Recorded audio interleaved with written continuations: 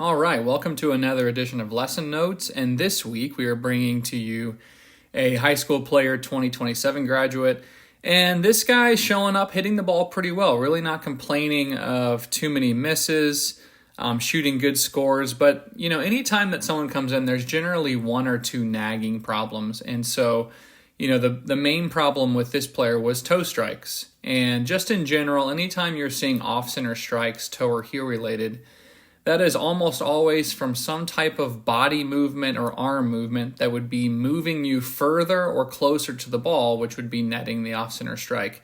I posted this video on YouTube already, a short clip, and so I wanted to do an in-depth one to show you why this would be toe. It's a very, very common problem, and then what our solution was. So let's start with the video on the left. This is actually a video from the YouTube short that I posted.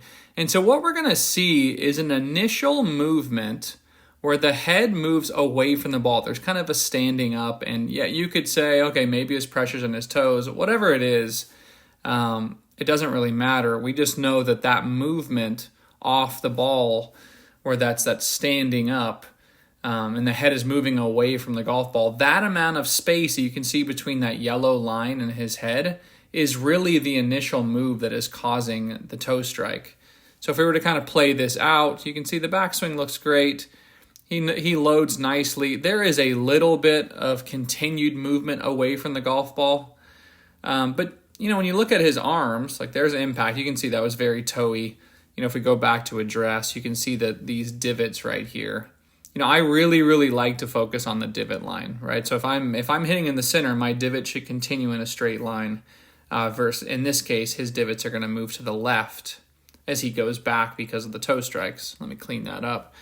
So we can see that this divot here is very much on the inside of that line, which means he landed the club too close to him.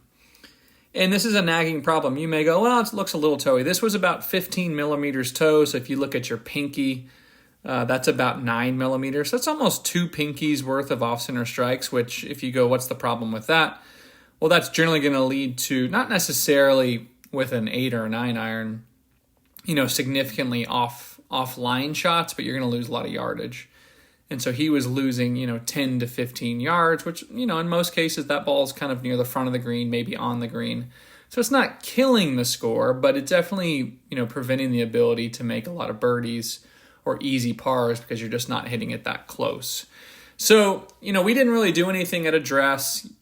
We did a couple drills, which I'll go through here in a second. But the main thing was, and you can see that my hand in this after video here is on his head. And the point of that is whenever you give someone a cue, let's say that I told this player, just keep your head still. Keep your head on this line. Well, you can see, like even there's our initial move, even you can see he's kind of coming off my hand a little bit. Now that is significantly better than this other one.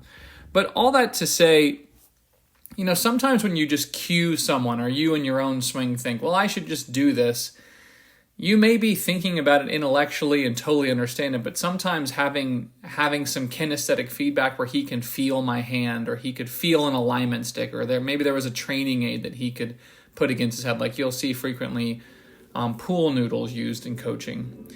Something like that is generally going to be helpful because it gives you some feedback to whether you're doing it or not. I think that's the biggest problem I see when people take lessons or when they're practicing on their own is they're trying to do things just through their own efforts and they don't really know whether it's through visual feedback, through video, or through some type of kinesthetic feedback, through some type of feeling, like I can feel your hand. It just doesn't translate very well. So we quickly identified that the reason he's towing it is because of this creating of space through his body lifting in the backswing. But me just telling him, hey, stay flexed didn't necessarily help. So if we were to go, let's say, to this lead arm parallel in the downswing, you're going to see a pretty significant difference in where the head is. You can see there's almost no space between that yellow line on the right, but there's probably 2 to 3 inches on the video on the left. And again, we're talking about 15 millimeters. That's the size of a couple pinkies. So it's not going to show up visually as that much difference on video. But you can see even here, there is a clear difference in the video. So if we kind of play this down, you can see there's the center strike. The head is still moved a little bit.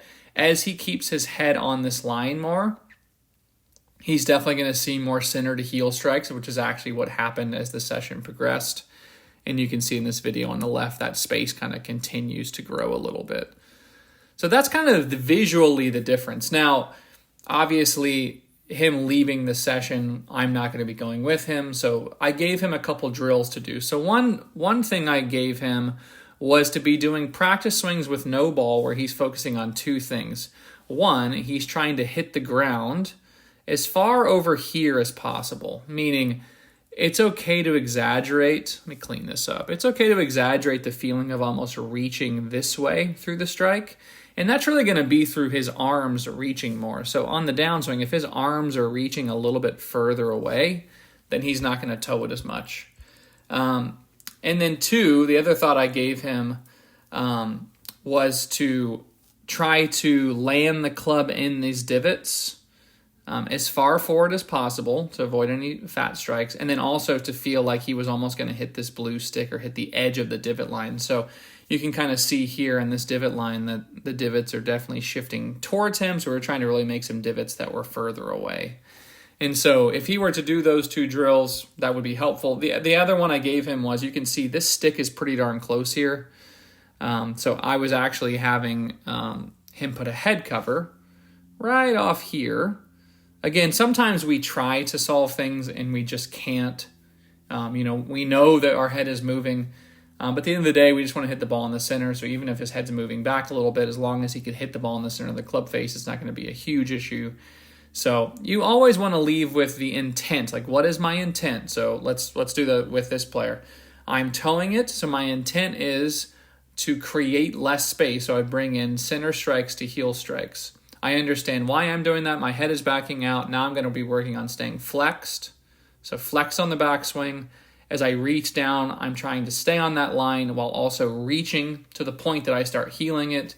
And then I have these 2 or 3 drills where I'm trying to hit the blue stick. I'm trying to make this divot line a little bit more right. And I also have a head cover. So that would kind of be my normal way of going about business, is be very clear about the intent.